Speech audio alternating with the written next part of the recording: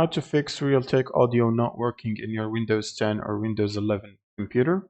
So whether you're not hearing any sound or you're just having audio issues in general, first you will need to right click on the start button and then open up the device manager. And from here you will need to expand the sound, video and game controllers right here. Click on the arrow to expand it.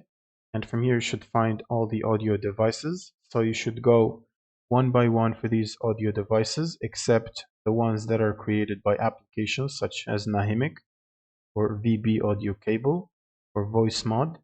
You can skip those, only the Realtek audio and NVIDIA high definition audio. So you can right click on each one of those and then hit update driver and then click on browse my computer for drivers and then click on let me pick from a list of available drivers on my computer. And from here you should select the latest version of the available driver. So for example this one, which is 1.4.5.0, and then hit next and then you want to hit yes.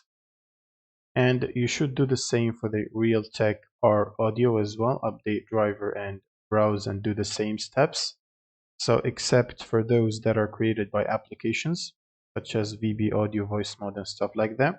And once you're done, you should basically restart your computer by hitting the restart button, and that should fix the audio issues. Thank you for watching and subscribe if you find this helpful, and see you on the next one.